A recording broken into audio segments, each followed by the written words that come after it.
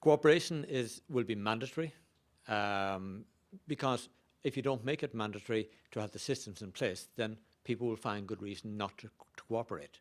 And lawyers are very good about saying, well, I can't tell you anything about it because it's going to court. There must be a certain level of cooperation. There must be certain standards laid down, and that's different again in this convention than what you would expect in a criminal law convention. We're talking about best practices. Jumping too far. Best practices. Within the EU, that's not a problem because that's already legislated for and is working. But what about the countries that are not in the EU? Some of them don't actually have this. So it's a matter of raising these standards up. So they'll be required to actually produce best practices. What the best practices are is not a matter for legislation. Legislation cannot legislate for best practices, but it can legislate that you must have them. And obviously, the EU standards are quite high, and that's the kind of standard that we want. What is most important perhaps for people here are victims. And victims must be catered for. They cannot be forgotten. And victims must be given information whereby they can actually address their own situation and where they can be given information, as we heard from the very first speaker, when he rang up the company and said, give me information. Sorry, I can't tell you.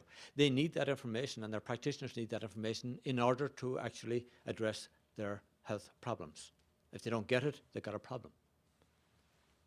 So victims are very important, and their standing in court cases may also be equally important. Victims are also an issue for international cooperation because you can make a complaint in any country, not just in the country where it happened. So that's important. There are a couple of other issues that I'll just raise in passing, and I'm not going to go into them in great depth. That's a project, NOx is a project that the Council of Europe is starting. And somebody mentioned earlier on, how can we get all the information together so that different people can pick out what's happening, how can we use the information? Well, this is a concept that's just beginning to gather all that information together within the wider Europe so that we'll know about the issues that law enforcement want, intelligence want, laboratory needs, the patient needs, the training needs. All these things put together. That's what this concept is about, to actually do these things. The next one is a proposed track and trace system. And I know that John Gray will certainly have comments to talk about on track and trace perhaps. But within the EU, we look at perhaps track and trace as opposed to authentication. Authentication is at point of sale, but it doesn't tell us where it has been, where there may be certain risks associated with the product. So this is a project that has actually started. It'll take a couple of years to run. And it's not the only project that's running in Europe. There is an industry project running on authentication as well. So it's quite challenging, and we're really looking at 2D barcode mass serialization in this one.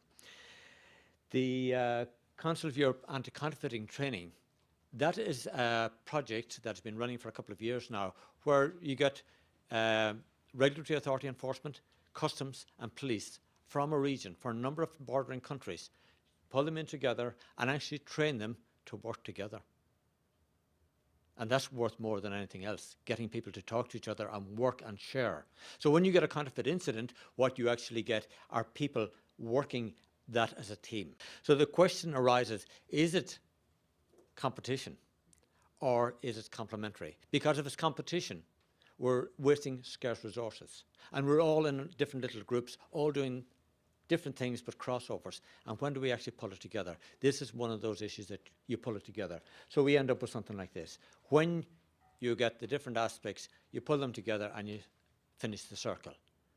When you talk about the criminal law put together to catch the bad guy, when you protect the victim, when you protect the product, you circle the system. You provide something copper fastened for security for the patient at the end of the day.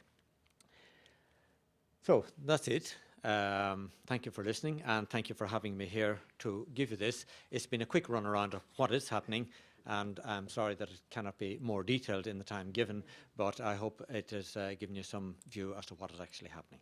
Thank you.